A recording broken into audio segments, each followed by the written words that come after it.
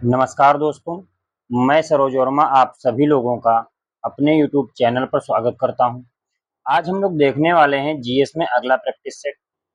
तो सभी लोग जिनका भी यूपीपी का एग्जाम लगा है, ये वाले प्रैक्टिस सेट आपको जरूर करके जाना है। बिल्कुल प्रीवियस ईयर के क्वेश्चन है इसमें जो आपके एग्जाम में पूछे गए हैं और इसी के आसपास आपका पेपर घूमने वाला है। ठीक है, तो सबसे पहले हम लोग देखते हैं। पहला सवाल आपका दिया गया है, इनमें से कौन सा देश भारत के साथ सिंधु जल संधि 1960 पर हस्ताक्षर करता है? ठीक है, सिंधु जल संधि 1960 पर क्या है, हस्ताक्षर करता है। किसने हस्ताक्षर किया था? तो पहला ऑप्शन दिया गया है आपको, क्या दिया गया है? तिब्बत। दूसरा दिया गया है चीन। तीसरा दिया गया है पाकिस्तान और डी दिया गया है श्रीलंका। तो इसका क्या हो जाएगा? ऑप्शन नंबर सी क्या हो जाएगा? पाकिस्तान।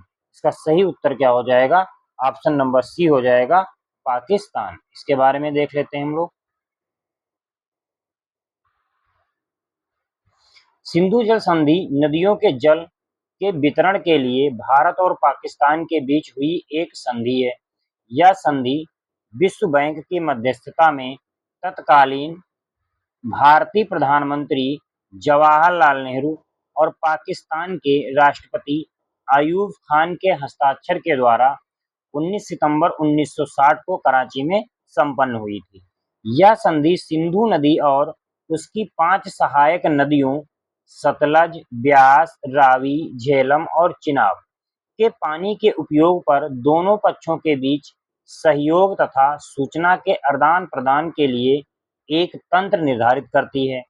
संधि के अनुसार ब्यास, रावी, सतलज से बहने वाले पानी पर भारत का नियंत्रण दिया गया है, जबकि पाकिस्तान को सिंधु, चिनाब और झेलम पर नियंत्रण दिया गया है। तो इसकी थ्योरी बहुत अच्छे से ध्यान देना, यदि इस पे सवाल आएगा तो आपको यहीं से सवाल मिल जाएगा। अगला सवाल हम लोग देखते हैं। बहुत बढ़िया सवाल था पूरा। अगला क्वेश्चन है, आप लोग कमेंट करके उत्तर बताइए इसका क्या होगा। क्वेश्चन नंबर 2 दिया गया है, किस एशियाई देश के साथ परमाणु प्रतिष्ठानों और सुविधाओं पर पहले हमला न करने की संधि पर भारत एक हस्ताक्षर करता है?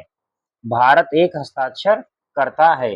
पहला ऑप्शन दिया गया ऑस्ट्रेलिया, दूसरा दिया गया अफगानिस्तान, तीसरा दिया गया द यूएस और चौथा दिया गया है पाकिस्तान। इसका भी सही उत्तर आपका क्या हो जाएगा? पाकिस्तान। इसके बारे में हम लोग देख लेते हैं। भारत के परमाणु प्रतिष्ठानों और सुविधाओं पर पहले हमला न करने की संधि पाकिस्तान के साथ की है। यह संधि 31 दिसंबर 1988 में हस्तांतरित की गई थी तथा वर्ष 1991 में इसकी पुष्टि की गई थी। इस समझौते के तहत दोनों देशों को प्रत्येक कैलेंडर वर्ष की पहली जनवरी को समझौते के अंतर्गत आने वाले परमाणु प्रतिष्ठानों एवं सुविधाओं के बारे में एक दूसरे को सूचित करना अनिवार्य है। तो ये जो संधि हुई है, ये बात ध्यान देना आप, कब की गई थी और किसके बीच हुई, ये बात आपको यहाँ पे ध्यान देना है। अगला सवाल, अगला दिया गया है क्वेश्चन नंबर 3। बताइए आप लोग इसका उत्तर क्या होगा। क्वेश्चन नंबर 3, मैत्री सुपर थर्मल पावर परियोजना किन दो एशियाई देशों के बीच एक संयुक्त सहयोग है? किन दो एशियाई देशों के बीच एक संयुक्त सहयोग है? बताइए इसका सही उत्तर क्या हो जाएगा? भारत और बांग्लादेश। क्या हो जाएगा इसका सही उत्तर? भारत और बांग्लादेश। इसके बारे में हम लोग देख लेते हैं।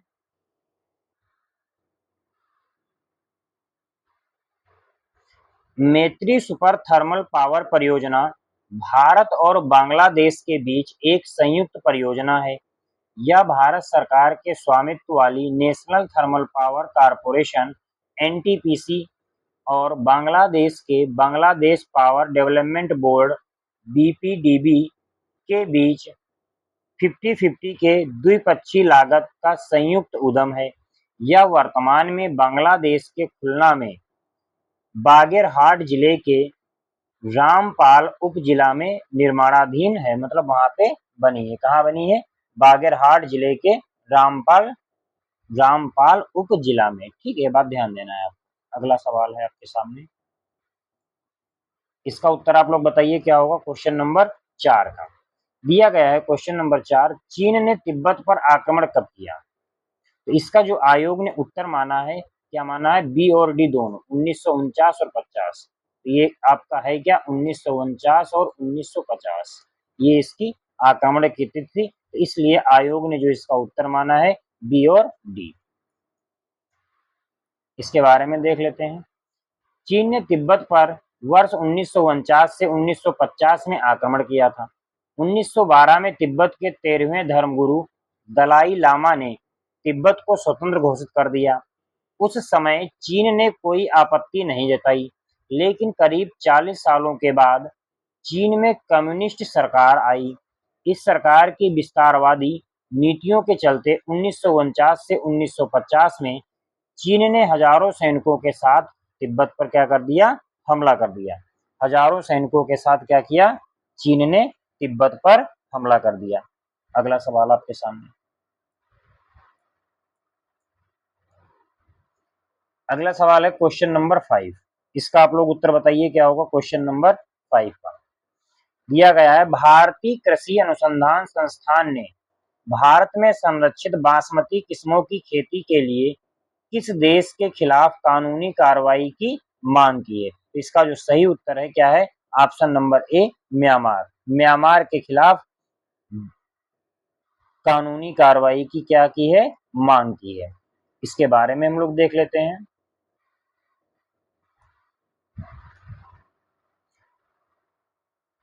भारतीय कृषि अनुसंधान संस्थान ने भारत में संरक्षित बासमती किस्मों की खेती के लिए पाकिस्तान देश के खिलाफ कानूनी कार्रवाई की मांग की है। किसके खिलाफ? पाकिस्तान। तो ये बात आपको ध्यान देना है, किसके खिलाफ? पाकिस्तान है इसका आंसर। आप लोग सही कर लेना जरा, एक मिनट। 5 का क्या हो जाएगा? डी। 5 का क्या होगा? डी। आप सही कर लेना, इसका क्या हो जाएगा उत्तर? ऑप्शन नंबर डी, 5 का डी। इसके बारे में देख लेते हैं। भारतीय कृषि अनुसंधान संस्थान ने भारत में संरक्षित बासमती किस्मों की खेती के लिए पाकिस्तान देश के खिलाफ कानूनी कार्रवाई की मांग की है। भारतीय कृषि अनुसंधान परिषद की स्थापना 16 जुलाई 1929 को की गई थी। तो ये भी आप बात ध्यान देना, कब की गई थी? 16 जुलाई 1929 को की गई थी। आगे देखते हैं। अगला दिया गया क्वेश्चन नंबर 6। क्वेश्चन नंबर 6 का आप लोग उत्तर बताइए क्या होगा। सिरिमा शास्त्री समझौते पर कब हस्ताक्षर किए गए थे? सिरिमा शास्त्री समझौते पर कब हस्ताक्षर किए गए थे? तो इसका जो सही उत्तर हो जाएगा ऑप्शन नंबर ए, 1964 में। कब किए गए थे? 1964 में। इसके बारे में हम लोग देख लेते हैं। सिरिमा शास्त्री समझौता 1964 श्रीलंका के प्रधानमंत्री श्री माओ भंडारनायके और प्रधानमंत्री लाल बहादुर शास्त्री के बीच एक समझौता था। यह सिलोन में भारतीय मूल के लोगों की स्थिति और भविष्य के निर्धारण हेतु महत्वपूर्ण समझौता था। तो किसके किसके बीच हुआ था? श्रीलंका के प्रधानमंत्री और भारत के प्रधानमंत्री के बीच यह समझौता हुआ था। अगला सवाल, क्वेश्चन नंबर 7। भारत ने डॉट डॉट के साथ S-400 सौदा किया है। तो किसके साथ किया है? इसका जो सही उत्तर है आपका क्या हो जाएगा? ऑप्शन नंबर ए, रूस। क्या हो जाएगा? ऑप्शन नंबर ए, रूस। इसके बारे में हम लोग देख लेते हैं। भारत ने रूस के साथ S-400 मिसाइल प्रणाली का समझौता किया है। इस मिसाइल की मारक क्षमता 400 किलोमीटर है। S-400 एक बार में एक साथ 72 मिसाइल छोड़ सकती है। यह मिसाइल सिस्टम 1000 से 40,000 फीट तक उड़ने वाले हर टारगेट की पहचान कर उसे नष्ट कर सकता है। तो ये बात बड़ी बात है, आप ध्यान देना, इसमें पूछा जा सकता है पेपर में। अगला सवाल,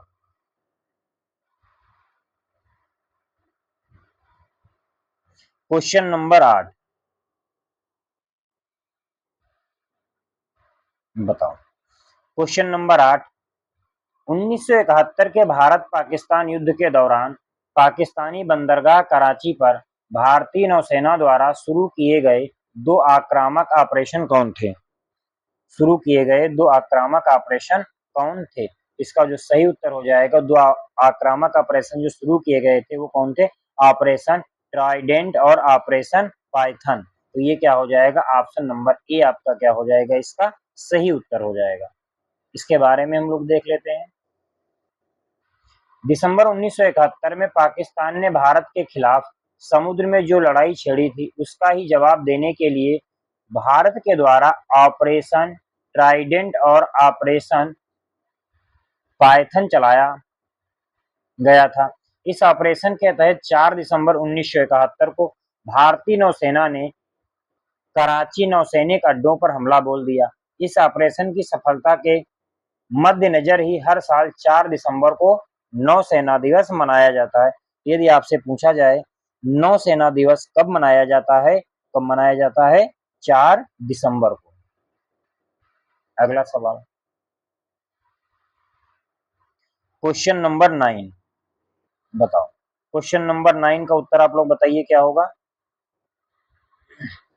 दिया गया है, पहला सार्क व्यापार मेला निम्नलिखित में से किस शहर में आयोजित किया गया था? बताइए। इसका जो सही उत्तर हो जाएगा, कहाँ किया गया था? नई दिल्ली में। इसका सही उत्तर क्या हो जाएगा? ऑप्शन नंबर ए, नई दिल्ली। पहला सार्क व्यापार मेला निम्नलिखित में से किस शहर में आयोजित किया गया था? नई दिल्ली में। इसके बारे में हम लोग देख लेते हैं। दक्षिण एशियाई क्षेत्रीय सहयोग संगठन सार्क दक्षिण एशिया के 8 देशों का आर्थिक और राजनीतिक संगठन है। इसकी स्थापना 8 दिसंबर 1985 को ढाका में सार्क चार्टर पर हस्ताक्षर के साथ की गई थी। इसके पहले व्यापार मेले का आयोजन नई दिल्ली में हुआ था। इसके प्रमुख देश भारत, पाकिस्तान, बांग्लादेश, नेपाल, श्रीलंका, मालदीव, अफगानिस्तान, भूटान है। और इसका मुख्यालय एवं सचिवालय कहाँ पे स्थित है? काठमांडू में स्थित है। तो ये बातें यहाँ से आप ध्यान देना। सार्क की स्थापना कब हुई थी, इसमें कौन कौन से देश शामिल हैं, और इससे पहले व्यापार मेले का आयोजन कहाँ किया गया था? कहाँ किया गया था? नई दिल्ली में। अगला सवाल, क्वेश्चन नंबर 11, आप लोग कमेंट करके बताइए इसका उत्तर क्या होगा? क्वेश्चन नंबर 10 का। क्वेश्चन नंबर 10 का आप लोग कमेंट करके उत्तर बताइए क्या होगा? दिया गया है, कौन सी रेखा भारत और पाकिस्तान के बीच की सीमा तय करती है? तो आप ये तो सबको पता होगा, आंसर क्या होगा? Option number B, Radcliffe रेखा। कौन सा? रेड क्लिफ रेखा। इसके बारे में हम लोग देख लेते हैं। तो यहाँ पे सारी रेखाएं दी गई, मेन एक पूछी जाएगी तो पूछा जा सकता है पेपर में, ठीक है। भारत और चीन के मध्य कौन सी है? मैकमोहन रेखा। भारत पाकिस्तान के बीच रेड क्लिफ रेखा। भारत पाकिस्तान और अफगानिस्तान के बीच डुरंड रेखा। जर्मनी और फ्रांस के बीच मैगिनॉट रेखा। यूएसए और कनाडा के बीच 49वीं समांतर रेखा। तो ये सारी रेखाएं आपको ध्यान देना है, पेपर में आपसे पूछी जा सकती हैं। क्वेश्चन नंबर 11, 11 दिया, निम्नलिखित में से कौन सा कथन सत्य है?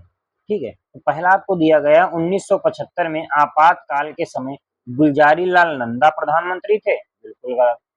दूसरा दिया 1975 में आपातकाल के समय इंदिरा गांधी भारत की प्रधानमंत्री थी, बिल्कुल सही है। 1975 में आपातकाल के समय चरण सिंह भारत के प्रधानमंत्री थे, गलत, ये भी गलत। तो इसका क्या हो जाएगा? ऑप्शन नंबर बी क्या होगा? इस सवाल का सही उत्तर होगा। ऑप्शन नंबर बी क्या होगा? इस सवाल का सही उत्तर होगा। ठीक है, क्या होगा? Option number B. इसके बारे में देख लेते हैं हम लोग थोड़ा। 1975 के आपातकाल के समय भारत की प्रधानमंत्री इंदिरा गांधी तथा राष्ट्रपति फखरुद्दीन अली अहमद, ठीक, ये क्या थे? राष्ट्रपति थे। तो 1975 के आपातकाल के समय पूछा जाए भारत के प्रधानमंत्री कौन थे, श्रीमती इंदिरा गांधी और राष्ट्रपति कौन थे? फखरुद्दीन अली अहमद। ठीक है। इंदिरा गांधी ने आंतरिक अशांति के आधार पर अनुच्छेद 352 के अंतर्गत राष्ट्रीय आपातकाल की घोषणा की थी। ठीक, राष्ट्रीय आपातकाल की घोषणा की थी। आगे देखते हैं हम लोग सवाल। Question number 12। क्वेश्चन नंबर 12 दिया गया है, आपातकाल के समय भारत के राष्ट्रपति कौन थे? आपातकाल के समय भारत के राष्ट्रपति कौन थे? अभी हमने बताया था option number D, Fakhruddin Ali Ahmad.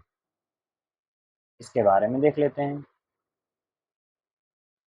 Bharat में 25 जून 1975 से 21 मार्च 1977 तक 21 महीने की अवधि में आपातकाल घोषित था।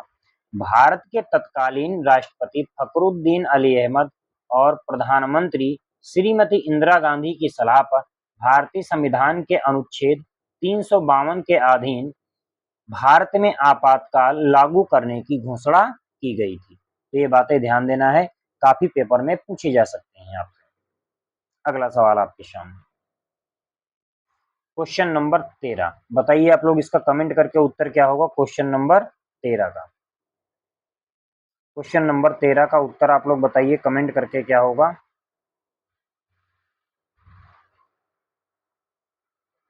दिया गया, भारत की पूरब की ओर देखो नीति कब प्रारंभ की? कब प्रारंभ हुई? ठीक है, तो इसका जो सही उत्तर हो जाएगा ये 90 के दशक में। ऑप्शन नंबर ए क्या होगा, इसका सही उत्तर होगा 90 के दशक में। इसके बारे में हम लोग देख लेते हैं। पूरब की ओर देखो 90 के दशक में पीवी नरसिम्हा राव की सरकार द्वारा अपनाई गई विदेश नीति थी।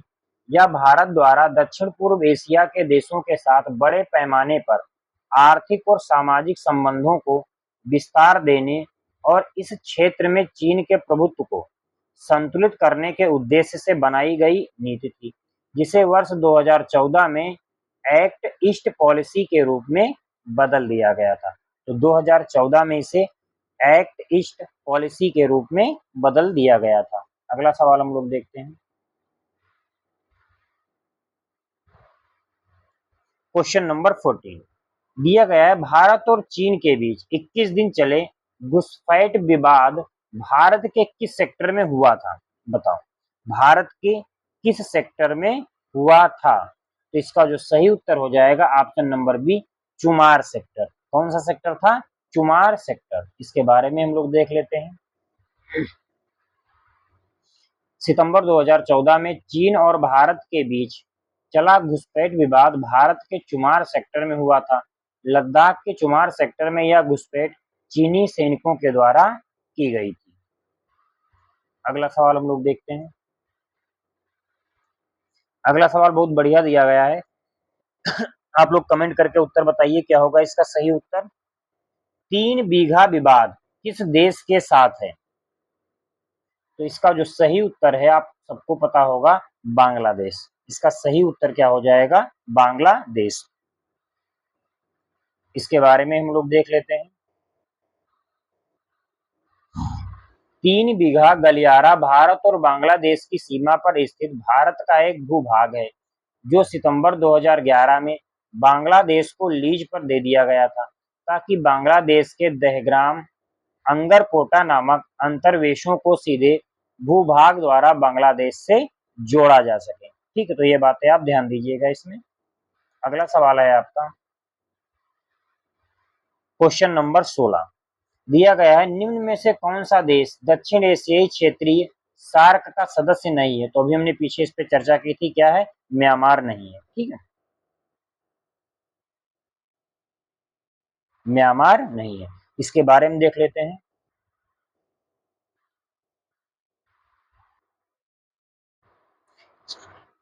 चलिए इसके बारे में देख लेते हैं। दक्षिण एशियाई, लाइट चली गई है इसलिए कैमरा ऑफ कर दिया है मैंने। दक्षिण एशियाई क्षेत्रीय सहयोग संगठन सार्क यह दक्षिण एशिया के 8 देशों का आर्थिक और राजनीतिक संगठन है। इसकी स्थापना 8 दिसंबर 1985 को भारत, पाकिस्तान, बांग्लादेश, श्रीलंका, नेपाल, मालदीव और भूटान द्वारा मिलकर की गई थी। 2007 के 14वें सम्मेलन में अफगानिस्तान इसका 8वां सदस्य बना था। सार्क के अभी तक 18 सम्मेलन हो चुके हैं, जबकि 2016 में प्रस्तावित 19वां शिखर सम्मेलन पाकिस्तान में आयोजित होने वाला था, परंतु मतभेदों के कारण अभी तक आयोजित नहीं हो पाया है। प्रतिवर्ष 8 दिसंबर को सार्क चार्टर दिवस मनाया जाता है। प्रति वर्ष 8 दिसंबर को सार्क चार्टर दिवस मनाया जाता है। ये बात आपको ध्यान देना है। अगला सवाल है आपके सामने,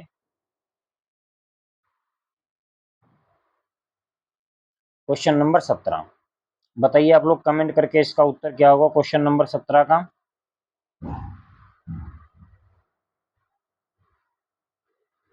सभी लोग कमेंट करके उत्तर दीजिए, 17 का उत्तर क्या होगा।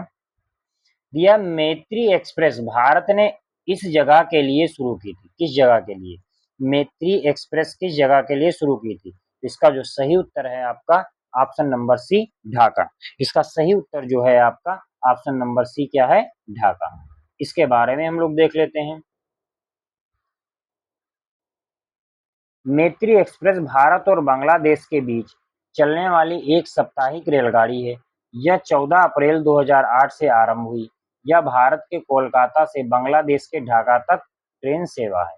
मतलब कहाँ से? भारत के कोलकाता से बांग्लादेश के ढाका तक ये जाती है। इसके बारे में आगे देखते हैं। अगला सवाल, क्वेश्चन नंबर 18। हाल ही के दिनों में भारत के दक्षिणी सिरे पर स्थित पड़ोसी देश और मालदीव के समुद्री सुरक्षा के मुद्दे पर आपसी सहयोग देना संस्थापित किया है। यह पड़ोसी देश है, कौन सा है? इसका सही उत्तर हो जाएगा ऑप्शन नंबर सी, श्रीलंका। कौन सा हो जाएगा? Option number C, Sri Lanka.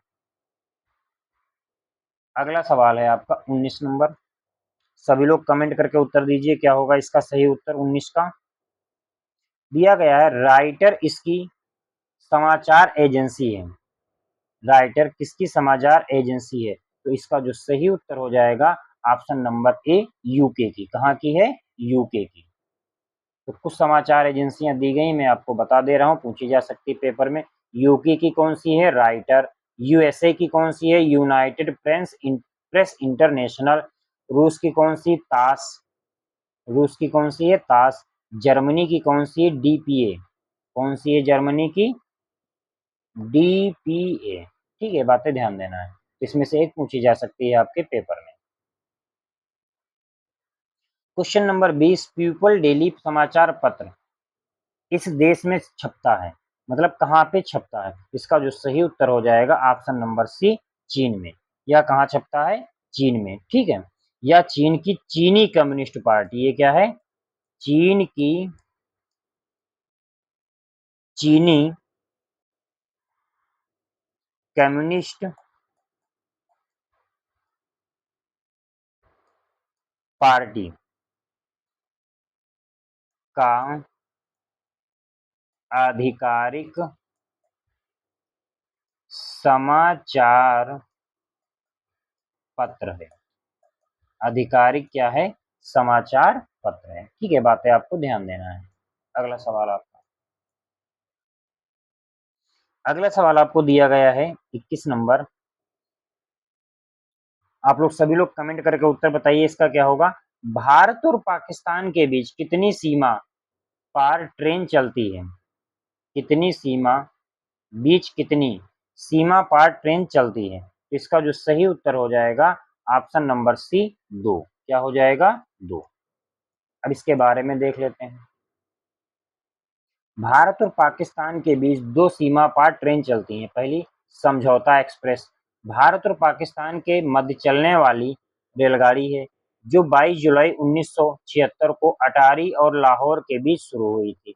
दूसरी क्या नाम है? थार एक्सप्रेस भारत एवं पाकिस्तान के मध्य चलने वाली दूसरी सीमा परी ट्रेन है, जो पाकिस्तान के कराची एवं भारत के जोधपुर शहरों को जोड़ती है।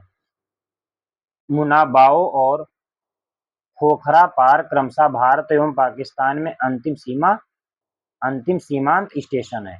वर्तमान में इन सभी ट्रेनों का संचालन स्थगित कर दिया गया है। तो ये बात आपको ध्यान देना है। अगला सवाल, केवल 2 ट्रेनें चल रही थी अभी तक। अगला क्वेश्चन नंबर 22 आपको दिया गया है, बढ़िया सवाल दिया गया है, आप लोग बताइए कमेंट करके इसका उत्तर क्या होगा।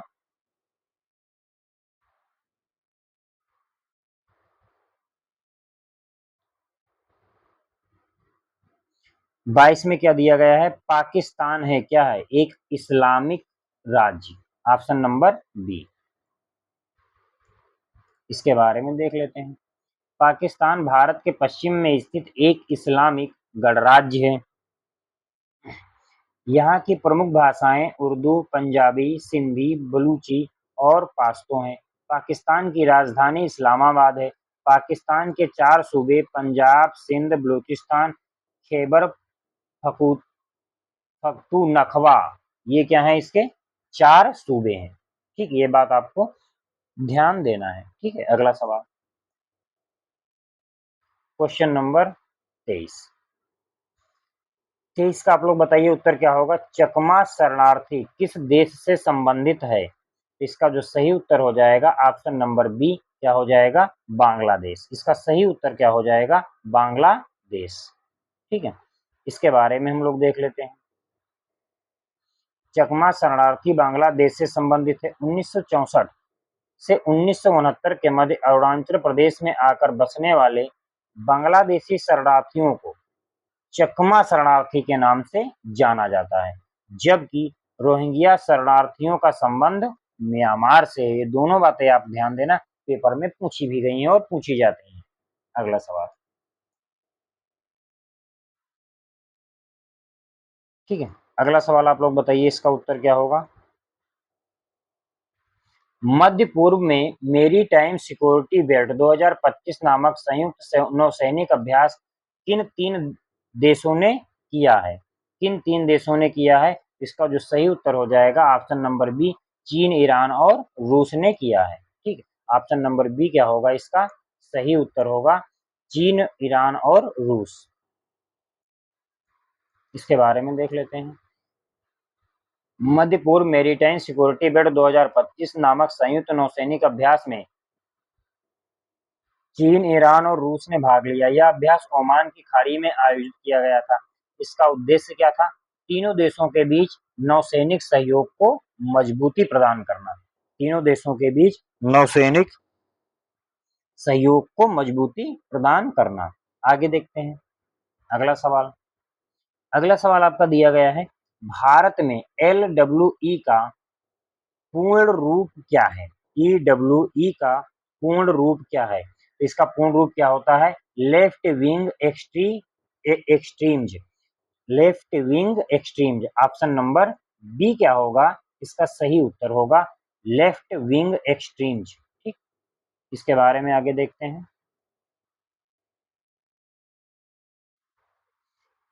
LWE का पूरा नाम लेफ्ट विंग एक्सट्रीम्स है। यह एक सुरक्षा चुनौती को संदर्भित करता है जिसका भारत में लगभग 5 दशकों से सामना किया जा रहा है। इसे वामपंथी उग्रवाद या नक्सली विद्रोह के रूप में जाना जाता है, या नक्सली विद्रोह के रूप में जाना जाता है इसको। ठीक है, ये बातें आपको ध्यान देना है। अगला सवाल, अगला सवाल दिया है, आतंकवाद का मुकाबला करने के लिए विशेषीकृत सैन्य दल के रूप में राष्ट्रीय सुरक्षा गार्ड इकाई को कब गठित किया गया। तो इसका जो सही उत्तर हो जाएगा ऑप्शन नंबर बी, 1984। इसका सही उत्तर हो जाएगा ऑप्शन नंबर बी, 1984। इसके बारे में देख लेते हैं हम लोग। आतंकवाद का मुकाबला करने के लिए विशेषीकृत सैन्य दल राष्ट्रीय सुरक्षा गार्ड NSG जैसे, जिसे आमतौर पर ब्लैक कैट्स के नाम से भी जाना जाता है, यह गृह मंत्रालय के तहत भारत की एक आतंकवादी विरोधी इकाई गठित करने का निर्णय केंद्रीय मंत्रिमंडल द्वारा 1984 में लिया गया था। इसका उद्देश्य आतंकवादी गतिविधियों से निपटने और आंतरिक गड़बड़ी से राज्यों की रक्षा करने के लिए की गई थी। इसका आदर्श वाक्य क्या है, सर्वत्र सर्वोत्तम सुरक्षा। इसका आदर्श वाक्य क्या है, सर्वोत्तर सर्वोत्तम सुरक्षा। इसके वर्तमान में महानिदेशक श्रीनिवासन है। कौन है, श्रीनिवासन, महानिदेशक वर्तमान में। ठीक है, क्वेश्चन नंबर 4। ये मैं जो प्रैक्टिस करवा रहा हूँ आप लोगों को चैप्टर वाइज करवा रहा हूँ, ठीक है।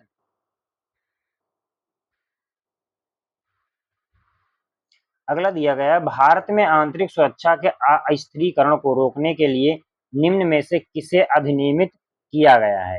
निम्न में से किसे अधिनियमित किया गया है? तो ये क्या है? गैर कानूनी गतिविधियां अधिनियम 1967। ऑप्शन नंबर सी क्या होगा इस सवाल का सही उत्तर होगा ऑप्शन नंबर सी। इसके बारे में देख लेते हैं हम लोग। दिया गया गैर कानूनी गतिविधियां अधिनियम 1967 भारत की संप्रभुता और एकता को खतरे में डालने वाली गतिविधियों को रोकने के उद्देश्य से बनाया गया था। वर्तमान में इसे गैर कानूनी गतिविधि संशोधन संशोधन बिल 2019 के द्वारा संशोधित किया गया है। इसके द्वारा संशोधित किया गया है वर्तमान में इसे गैर कानूनी गतिविधि संशोधन बिल 2019 के द्वारा संशोधित किया गया है। ये बात आपको ध्यान देना है, ठीक है। अगला सवाल जो काफी बार पेपर में पूछा गया, क्वेश्चन नंबर 5 आपको दिया गया है, राष्ट्रीय सांप्रदायिक सद्भाव फाउंडेशन की कार्यकारी परिषद का अध्यक्ष आमतौर पर कौन होता है? इसका जो सही उत्तर हो जाएगा केंद्रीय गृह सचिव। कौन होता है? केंद्रीय गृह सचिव, ठीक है। कौन होता है? केंद्रीय गृह सचिव, ऑप्शन नंबर ए। इसके बारे में हम लोग देख लेते हैं। राष्ट्रीय सांप्रदायिक सद्भाव फाउंडेशन गृह मंत्रालय के अंतर्गत एक स्वायत्त संगठन है। इसके कार्यकारी परिषद का अध्यक्ष आमतौर पर केंद्रीय गृह सचिव होते हैं। इसे 19 फरवरी 1992 को पंजीकृत किया गया तथा इसके निम्नलिखित कार्यक्रम में पहला क्या है? परियोजना सहायता। दूसरा क्या है? परियोजना मान्यता। तीसरा क्या है? सांप्रदायिक सद्भाव अभियान सप्ताह। चौथा क्या है? पुस्तकालय तथा प्रकाशन। पांचवा क्या है? अनुसंधान व छात्रवृत्ति। छठा क्या है? विस्तार गतिविधियां। और अगला क्या है? अन्य गतिविधियां। ये बातें आप ध्यान देना। अगला सवाल अगला सवाल दिया गया है क्वेश्चन नंबर 6। आप लोग कमेंट करके बताइए इसका उत्तर क्या होगा क्वेश्चन नंबर 6 का। राष्ट्रीय सांप्रदायिक सद्भाव फाउंडेशन के प्रबंधक और प्रशासन की जिम्मेदारी किसकी होती है? बताओ। तो इसका सही आंसर क्या होगा? कार्यकारी परिषद की। किसकी होती है? कार्यकारी परिषद की, ऑप्शन नंबर सी। इसके बारे में देख लेते हैं। राष्ट्रीय सांप्रदायिक सद्भाव फाउंडेशन गृह मंत्रालय के अंतर्गत एक स्वायत्त संगठन है। तो हमने पीछे भी बताया ही था, तो वही सारी चीजें हैं, आप देख लीजिएगा। क्वेश्चन नंबर 7 का आप लोग उत्तर बताइए। सद्भाव प्रतिष्ठान के सचिव कौन होते हैं? बताओ। इसका जो सही उत्तर हो जाएगा प्रधान कार्यकारी अधिकारी। कौन? प्रधान कार्यकारी अधिकारी। अभी पीछे हमने पढ़ाई था इसके बारे में पूरा, वही सारी चीजें यहाँ पे आपको दी गई हैं। क्वेश्चन नंबर 8 आप लोग 8 का उत्तर बताइए कमेंट करके, सही क्या होगा? आप लोग कमेंट करते रहिए सभी लोग।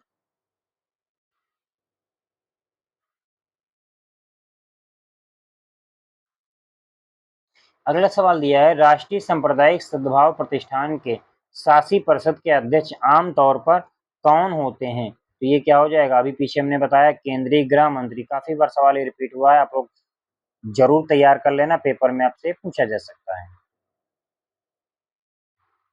वही सारी चीजें इसमें लिखी गई हैं और कुछ नहीं है नया। अब आते हैं क्वेश्चन नंबर 9 पे। तो आप लोग बताइए क्वेश्चन नंबर 9 आपका क्या कह रहा है? सभी लोग कमेंट करके बताइए। 9 आपका दिया है, राष्ट्रीय सांप्रदायिक सद्भाव फाउंडेशन की समग्र नीतियों को तैयार करने की जिम्मेदारी किसकी होती है? तो इसका ऑप्शन नंबर क्या हो जाएगा? ए, शासन करने वाली परिषद। ठीक है, किसकी? शासन करने वाली परिषद।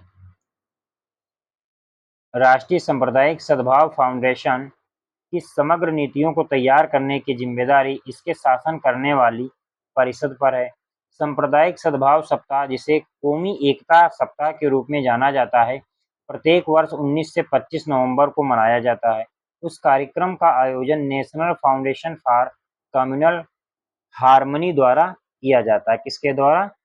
कम्युनल हार्मनी के द्वारा किया जाता है।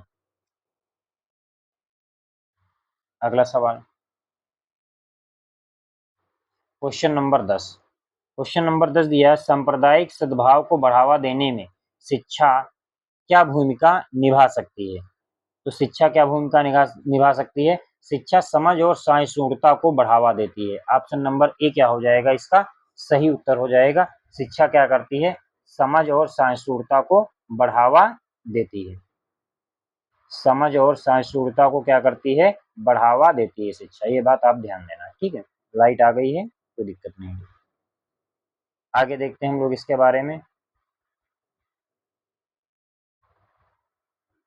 शिक्षा सांप्रदायिक सद्भावना और राष्ट्रीय अखंडता में महत्वपूर्ण भूमिका निभाती है। यदि लोग शिक्षा प्राप्त करते हैं तो वह सोच समझकर निर्णय लेते हैं, और इस समुदाय और राष्ट्र में संघर्ष से बचने में मदद मिलती है। ये बातें आपको ध्यान देना है, ठीक है। ये बातें क्या करना है आपको? ध्यान देना है, पेपर में पूछी जा सकती हैं, ठीक है। अगला सवाल आप लोग देखिए, क्वेश्चन नंबर 11। आप लोग बताइए कमेंट करके इसका उत्तर क्या होगा क्वेश्चन नंबर 11 का।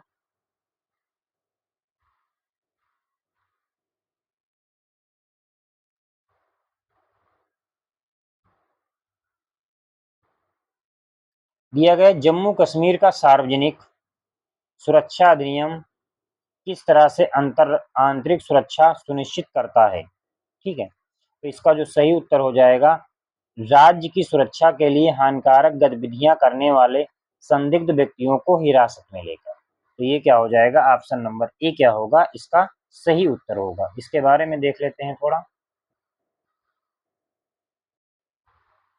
जम्मू कश्मीर का सार्वजनिक सुरक्षा अधिनियम राज्य की सुरक्षा के लिए हानिकारक गतिविधियां करने वाले संदिग्ध व्यक्तियों को हिरासत में लेकर आंतरिक सुरक्षा सुनिश्चित करता है।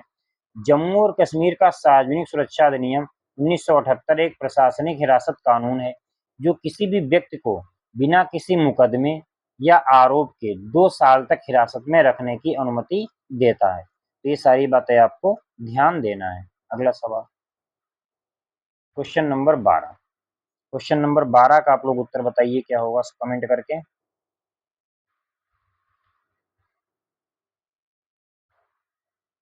या भारत में रेड कॉरिडोर क्या है? लाल गलियारा क्या है भारत में?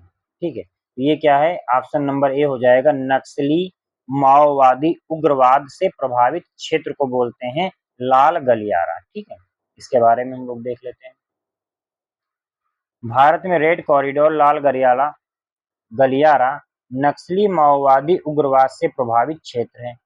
नक्सल माओवादी विद्रोह नक्सलियों और भारत सरकार के बीच चल रहा एक संघर्ष है। भारत के नक्सल एवं माओवाद प्रभावित क्षेत्र छत्तीसगढ़, झारखंड, उड़ीसा, बिहार, पश्चिम बंगाल, आंध्र प्रदेश, तेलंगाना, महाराष्ट्र आदि राज्यों के कुछ हिस्से हैं। आदि राज्यों के कुछ हिस्सों में ये फैला हुआ है। Question number 13। 13 का आप लोग उत्तर बताइए क्या होगा। नीचे दिए गए विकल्पों में आरडीएक्स का पूर्ण रूप क्या है? आरडीएक्स का पूर्ण रूप क्या है? इसका जो पूरा नाम होता है research department explosive. Research department explosive. Option number C क्या होगा इसका सही उत्तर होगा। अगला सवाल,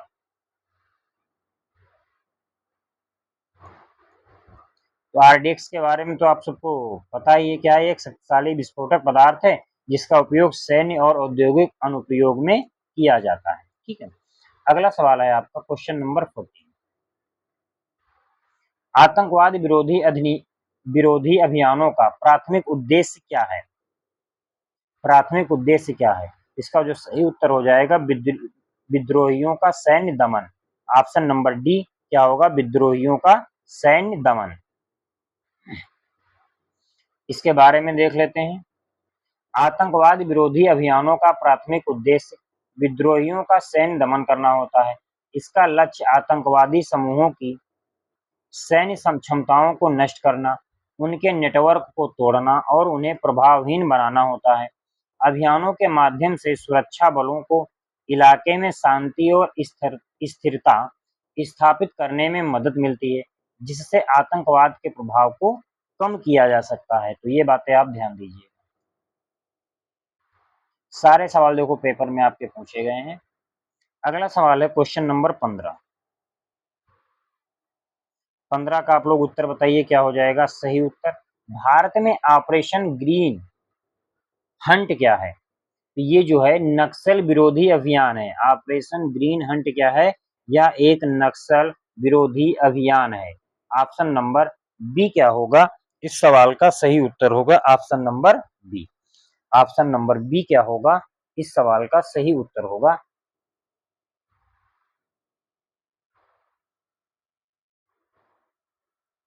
इसके बारे में देख लेते हैं। ऑपरेशन ग्रीन हंट पुलिस अभियान है जिसका मुख्य उद्देश्य नक्सलवाद के खिलाफ कार्रवाई करना है। इसे 2009 में शुरू किया गया था और इसका लक्ष्य नक्सलियों द्वारा नियंत्रित क्षेत्रों में सुरक्षा की स्थिति को बहाल करना और उसके प्रभाव को कम करना है। ठीक है, इसका मुख्य क्या है? लक्ष्य। ये बात आपको ध्यान देना है। आगे हम लोग देख लेते हैं क्वेश्चन नंबर 16। आप लोग 16 का उत्तर बताइए कमेंट करके क्या होगा सभी लोग।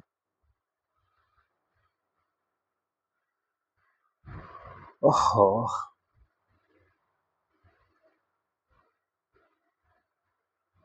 16 का उत्तर आप लोग बताइए कमेंट करके क्या होगा।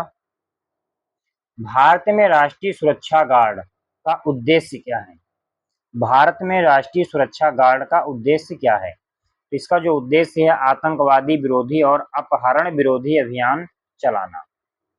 ऑप्शन नंबर सी क्या होगा इस सवाल का सही उत्तर होगा? इसके बारे में देख लेते हैं हम लोग। भारत में राष्ट्रीय सुरक्षा गार्ड का उद्देश्य आतंकवाद विरोधी और अपहरण विरोधी अभियान चलाना है। इसकी स्थापना 22 सितंबर 1946 को हुई थी और इसका मुख्यालय कहाँ पे पूछा जाता है? नई दिल्ली में। अगला सवाल। अगला सवाल दिया है क्वेश्चन नंबर 17। भारत में किस अधिनियम ने गैर कानूनी और आतंकवादी गतिविधियों से निपटने के लिए रूपरेखा प्रदान की है? रूपरेखा प्रदान की है। इसका जो सही उत्तर हो जाएगा क्या है? यूएपीए। ऑप्शन नंबर ए क्या होगा? यूएपीए। इसके बारे में हम लोग देख लेते हैं थोड़ा। भारत में आतंकवाद और गैर कानूनी गतिविधियों से निपटने के लिए गैर कानूनी गतिविधियां अधिनियम लाया गया, अधिनियम को अपनाया गया है। यह अधिनियम 1967 में लागू हुआ था और इसका उद्देश्य आतंकवाद, अलगाववाद और अन्य गैर कानूनी गतिविधियों को रोकना है। आगे देखते हैं क्वेश्चन नंबर 18। क्वेश्चन नंबर 18 आपसे क्या कह रहा है? आप लोग कमेंट करके बताइए इसका उत्तर क्या होगा। बायोमेट्रिक प्रौद्योगिकी का एकीकरण भारत के आंतरिक सुरक्षा ढांचे को कैसे बढ़ाता है? तो इसका जो सही उत्तर हो जाएगा ऑप्शन नंबर डी, पहचान और सत्यापन प्रक्रियाओं में सुधार करके। पहचान और सत्यापन प्रक्रियाओं में सुधार करके।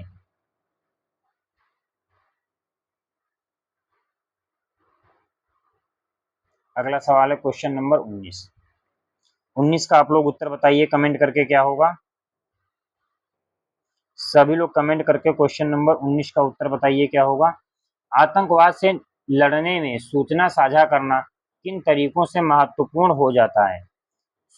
सूचना साझा करना किन तरीकों से महत्वपूर्ण हो जाता है? तो इसका जो सही उत्तर होगा, यह अधिकारियों को संभावित खतरों को अधिक तेजी से पहचानने में सहायता करता है। तो ये क्या हो जाएगा? ऑप्शन नंबर सी इसका सही उत्तर हो जाएगा। अगला सवाल।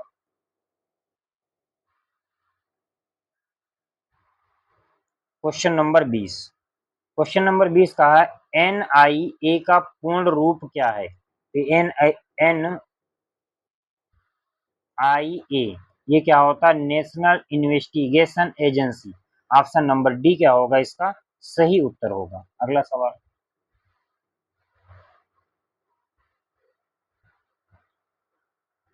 इसका जो गठन किया गया था यह क्या है? देश में केंद्रीय आतंकवादी विरोधी कानून प्रवर्तन एजेंसी है। इसे 2008 में मुंबई हमले के बाद बनाया गया था, इसको एनआईए को। ठीक है।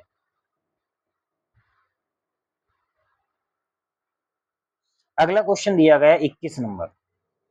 21 का आप लोग कमेंट करके उत्तर बताइए सभी लोग, क्या होगा आंसर इसका।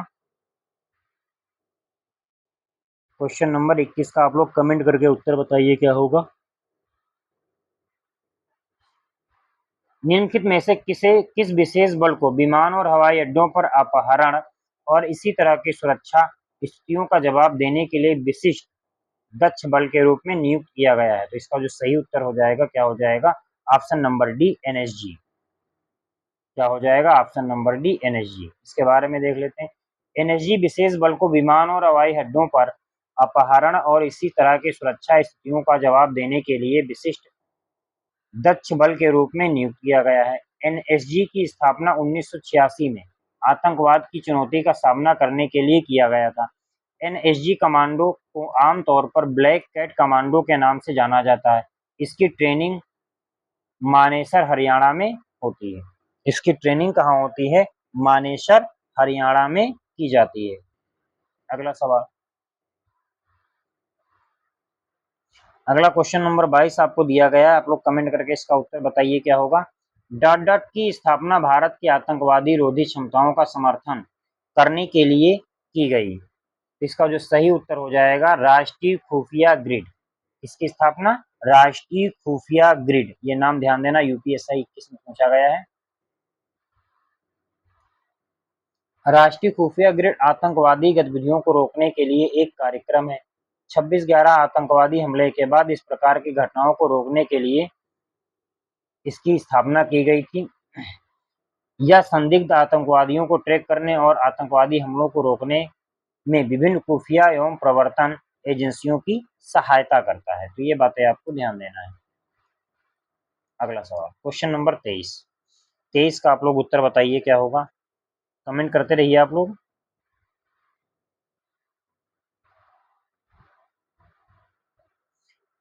दिया गया शब्द प्रतिभूतिकरण किस विचारधारा से संबंधित है? तो इसका जो सही उत्तर हो जाएगा कोपेनहेगन विचारधारा से। किससे संबंधित है, कोपेनहेगन विचारधारा से। प्रतिभूतिकरण कोपेनहेगन विचारधारा से संबंधित है। प्रतिभूतिकरण सिद्धांत द्वारा इस्तेमाल किया जाने वाला एक सामान्य उदाहरण यह है कि सुरक्षा चर्चाओं में आतंकवाद को सर्वोच्च प्राथमिकता कैसे दी जाती है। प्रतिभूतिकरण सिद्धांतकार इस बात पर जोर देते हैं कि सफलतापूर्वक प्रतिभूतिकृत विषयों को असफल रूप से प्रतिभूतिकृत विषयों की तुलना में अधिक मानव क्षति के कारण अनुपातहीन मात्रा में धन और संसाधन प्राप्त होते हैं। तो ये बातें आपको ध्यान देना है, एक बार इनको देख लीजिएगा। क्वेश्चन नंबर 24, निम्नलिखित में से किस संगठन ने सामान्य डेटा संरक्षण विनियमन का मसौदा तैयार किया है? इसका जो सही उत्तर हो जाएगा ऑप्शन नंबर बी यूरोपीय संघ। क्या हो जाएगा इसका ऑप्शन नंबर बी यूरोपीय संघ। इसके बारे में देख लेते हैं हम लोग। जनरल डेटा सुरक्षा अधिनियम का मसौदा यूरोपीय संघ द्वारा तैयार किया गया है। यह दुनिया में सबसे कठिन गोपनीयता और सुरक्षा कानून है। जीडीपीआर उन लोगों के खिलाफ कानूनी कार्यवाही तथा कठोर जुर्माना लगाता है जो इसकी गोपनीयता और सुरक्षा मानकों का उल्लंघन करते हैं। ठीक है, तो ये बातें आपको भी ध्यान देना है इसमें। क्वेश्चन नंबर 25 का आप लोग कमेंट करके उत्तर बताइए क्या होगा सभी लोग। क्वेश्चन नंबर 25 का आप लोग सभी लोग कमेंट करके उत्तर बताइए क्या होगा। डॉट डॉट एक संस्था जो खुफिया ब्यूरो अनुसंधान एक विश्लेषण स्कंद सेना नौसेना एवं हवाई आसूचना के निदेशालयों से प्राप्त खुफिया जानकारी का विश्लेषण करती है। ठीक है, तो इसका जो सही उत्तर हो जाएगा option number C. Option number C, संयुक्त आसूचना समिति। इसके बारे में हम लोग देख लेते हैं थोड़ा। संयुक्त आसूचना समिति एक संस्था है जो खुफिया ब्यूरो अनुसंधान एवं विश्लेषण स्कंद सेना एवं हवाई सूचना के निर्देशालयों से प्राप्त खुफिया जानकारी का विश्लेषण करती है। यह केंद्रीय सचिवालय के अधीन कार्य करती है। इसके बारे में देखते हैं आगे। अगला सवाल दिया है आपका 98 नंबर, 26 नंबर कह सकते हो। केंद्रीय रिजर्व पुलिस बल का मुख्यालय निम्नलिखित में से किस शहर में स्थित है? इसका ये तो सबको पता होगा, कहाँ पे, नई दिल्ली में। कहाँ स्थित है, नई दिल्ली में। इसके बारे में देख लेते हैं। यह भारत सरकार के गृह मंत्रालय के अंतर्गत काम करता है। इसके मुख्यालय नई दिल्ली में स्थित और इसकी स्थापना 27 जुलाई 1939 को हुई थी। इसकी यदि स्थापना पूछी जाए कब हुई थी, 27 जुलाई 1939 को। अगला सवाल, क्वेश्चन नंबर 27 में बताइए क्या होगा। निम्नलिखित में से कौन सा बल लद्दाख में काराकोरम दर्रे से अरुणाचल प्रदेश में जे जेलेपला तक भारतीय सीमाओं की रक्षा करता है। इसका जो सही उत्तर हो जाएगा option number A, Indo Tibet Seema police बल। क्या हो जाएगा, इंडो तिब्बत सीमा पुलिस बल। भारतीय तिब्बत सीमा पुलिस बल अर्धसैनिक बल है। इसकी स्थापना 1962 में भारत तिब्बत सीमा क्षेत्र की रक्षा के लिए की गई थी। ये सीमा पर काराकोरम दर्रा से अरुणाचल प्रदेश में जेलेपला दर्रा तक भारतीय सीमाओं की रक्षा करता है। इस बल के द्वारा भारत, नेपाल, चीन तक फैली 2114 किलोमीटर सीमा की रक्षा की जाती है। अगला सवाल, क्वेश्चन नंबर 28 का आप लोग कमेंट करके उत्तर बताइए क्या होगा।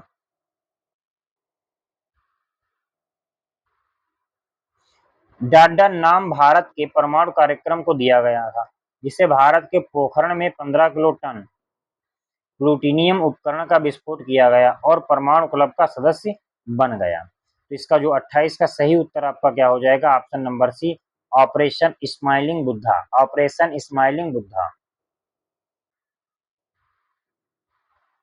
इसके बारे में देख लेते हैं। ऑपरेशन स्माइलिंग बुद्धा नाम भारत के परमाणु कार्यक्रमों को दिया जाता है। इसमें भारत के पोखरण में 15 किलो टन प्लूटोनियम उपकरण का विस्फोट किया और परमाणु क्लब का सदस्य बन गया। भारत का पहला परमाणु परीक्षण, जिसका कोड स्माइलिंग बुद्धा था, जिसका कोड क्या था, स्माइलिंग बुद्धा था, 18 मई 1974 को आयोजित किया गया था। इस परीक्षण को राजस्थान के पोखरण में किया गया था, जिसे पोखरण 1 के नाम से जाना जाता है।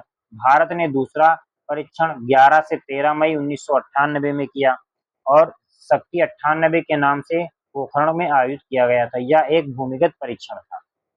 आगे देखते हैं, क्वेश्चन नंबर 29।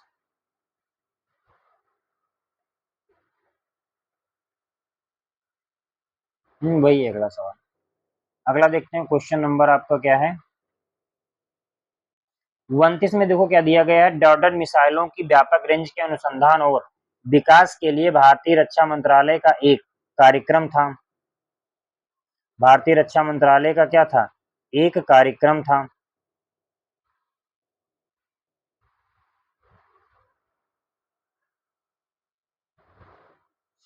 एक कार्यक्रम था, 1982 में शुरू किया गया था और 2008 में पूरा हुआ और डॉक्टर कलाम के नेतृत्व में रक्षा अनुसंधान विकास संगठन द्वारा इसे निर्देशित किया गया था। ठीक है, इसे निर्देशित किया गया था। तो इसका जो सही उत्तर हो जाएगा ऑप्शन नंबर ए, एकीकृत निर्देशित मिसाइल विकास कार्यक्रम।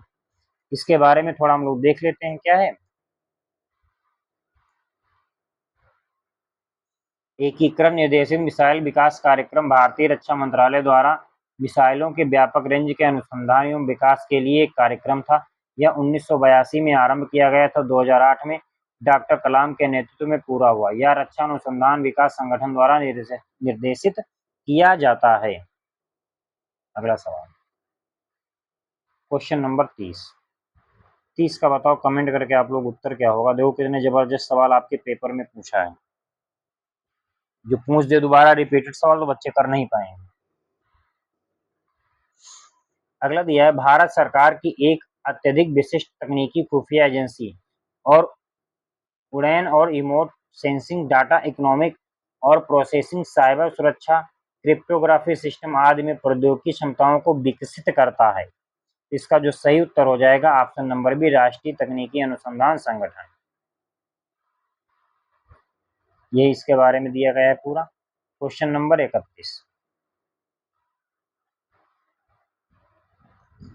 31 का सभी लोग उत्तर बताइए क्या होगा। वह कौन सा विशेष बल है जिसका गठन भयंकर प्राकृतिक आपदाओं के दौरान विशेष निवारक प्रतिक्रिया उपलब्ध कराने के लिए किया गया है? इसका सही उत्तर क्या हो जाएगा? राष्ट्रीय आपदा मोचन बल। राष्ट्रीय आपदा मोचन बल क्या हो जाएगा? राष्ट्रीय आपदा मोचन बल। राष्ट्रीय आपदा मोचन बल एक विशेष बल है जिसका गठन भयंकर प्राकृतिक आपदाओं के दौरान विशेष निवारक प्रतिक्रिया उपलब्ध कराने के लिए किया गया है, जिसका उद्देश्य रासायनिक विकिरण आपदा, भूकंप में फंसे लोगों को बचाने तथा प्राथमिक उपचार उपलब्ध कराना है। एनडीआरएफ एक ऐसे सक्रिय, बहुअनुशासित, बहुकुशल उच्च तकनीकी बल के रूप में कार्य करता है जो सभी प्रकार के प्राकृतिक व मानव जनित आपदाओं से निपट सके और साथ ही आपदाओं के प्रभावों का शमन करने में समर्थ हो। समन करने में क्या हो? समर्थ हो। ठीक है। क्वेश्चन नंबर 32 दिया, भारत सरकार छत्तीसगढ़ को एक विशेष नक्सल विरोधी युद्ध बल प्रदान करने जा रही है, उसका नाम क्या है? ये क्या हो जाएगा? Option number A black panther. Bharat सरकार छत्तीसगढ़ राज्य को एक विशेष नक्सलवादी विरोधी युद्ध बल ब्लैक पैंथर प्रदान करने जा रही है, जो आंध्र प्रदेश के चर्चित ग्रे हाउंड्स की तर्ज पर छत्तीसगढ़ पुलिस बल की प्रशिक्षित कमांडो फोर्स होगी। कोबरा सीआरपीएफ एक विशेष बल है जो जंगलों में लड़ने वाले विशेष रूप से प्रशिक्षित रहते हैं। ग्रैंड हाउंड्स में एक विशेष पुलिस बल इकाई है जो तेलंगाना, आंध्र प्रदेश में नक्सलवादी विरोधी अभियानों में माहिर है। तो ये बातें आपको ध्यान देना है। थोड़ा स्पीड में इसलिए करवा रहे हैं क्योंकि क्वेश्चन ज्यादा से ज्यादा हो जाए। ठीक है, वही सारी चीजें यहाँ पे आपकी लिखी गई हैं। क्योंकि स्पीड में नहीं कराएंगे 2-4-10 सवाल ही हो पाएंगे, उससे कोई मतलब नहीं। आप लोग प्रॉपर नोट्स बनाइए, इसमें आप लोग नोट कर सकते हो जो चीजें आपको नोट करना है। बाकी आप जो चीज सुनना चाहते हो अपना सुन सकते हो, लेकिन एक बार पढ़ के जरूर जाना। कौन सा राज्य नक्सलवादी प्रभावित नहीं है? ये क्या हो जाएगा? गोवा। गोवा क्या है? नक्सलवादी प्रभावित नहीं है। ठीक है, बात ध्यान देना। कौन कौन से नक्सलवादी प्रभावित है यहाँ पे हम लोग देख लेते हैं, यही पूछता है हमसे। छत्तीसगढ़, झारखंड, उड़ीसा, बिहार, आंध्र प्रदेश, महाराष्ट्र, पश्चिम बंगाल भारत के प्रमुख 7 राज्य जो नक्सलवाद से प्रभावित हैं। कितने राज्य? 7। अगला सवाल, आईएसआई क्या है? आईएसआई क्या है? ये क्या है? इराक व सीरिया में सक्रिय आतंकवादी संगठन। Option number A. अगला सवाल, इसका जो मुखिया है आईएसआई का क्या है? मुखिया अबू बकर अल बगदादी। ये नाम ध्यान देना। अगला सवाल दिया है, बोको हराम कहाँ का आतंकवादी संगठन है? बोको हराम कहाँ का आतंकवादी संगठन है? इसका सही उत्तर क्या हो जाएगा? नाइजीरिया का। कहाँ का है ये? नाइजीरिया का है। बोको हराम अफ्रीकी देश नाइजीरिया का आतंकवादी संगठन है। इस संगठन का आधिकारिक नाम जमाते अहली सुन्ना लिदावती वल जिहाद है। नाइजीरिया के उत्तर पूर्वी शहर मेडुगुरी में इस संगठन का मुख्यालय था और यहाँ रहने वाले लोगों ने इसको बोको हराम का नाम दिया था। यहाँ के रहने वाले लोगों ने इसको बोको हराम का नाम दिया था। आगे देखते हैं इसके बारे में।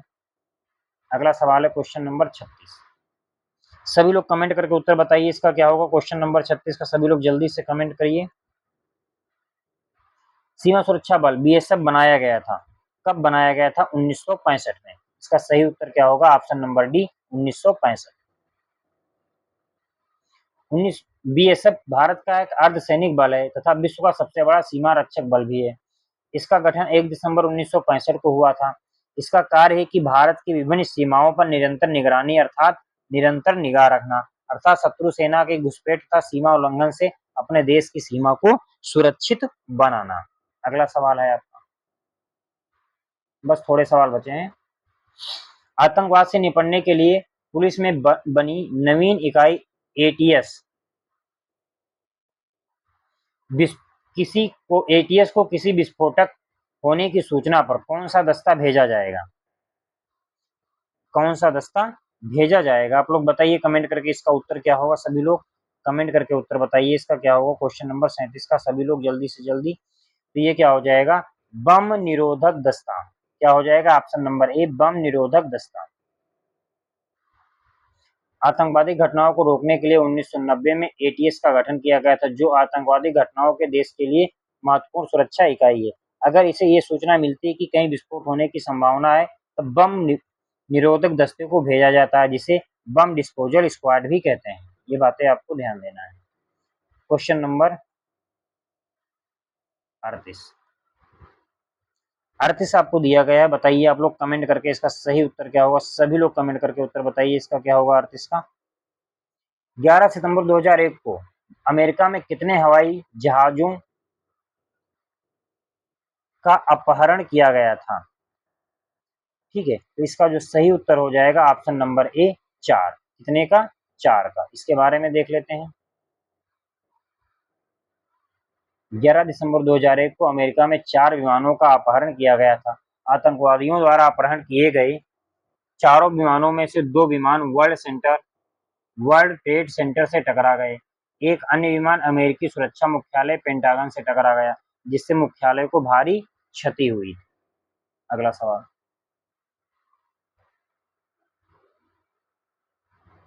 Question number 39। 39 आपका क्या कह रहा है, बताइए आप लोग सही उत्तर क्या होगा 39 का। आतंकवाद पर रोक लगाने के लिए किस कानून को लागू करने का प्रस्ताव चल रहा है? तो ये क्या हो जाएगा ऑप्शन नंबर बी पोटो। क्या हो जाएगा ऑप्शन नंबर बी पोटो। आतंकवाद पर रोक लगाने के लिए पोटो कानून को लागू करने का प्रस्ताव चल रहा है। आतंकवाद से निपटने तथा उसे समाप्त करने वाले कानून पोटो को 28 मार्च 2002 को संसद से स्वीकृति मिली है, लेकिन 2004 में पोटो कानून को निरसित कर दिया गया था। 2004 में पोटो कानून को क्या कर दिया गया था? निरसित कर दिया गया था। अगला क्वेश्चन है आपका, भारतीय सेना कितनी कमान में विभक्त है?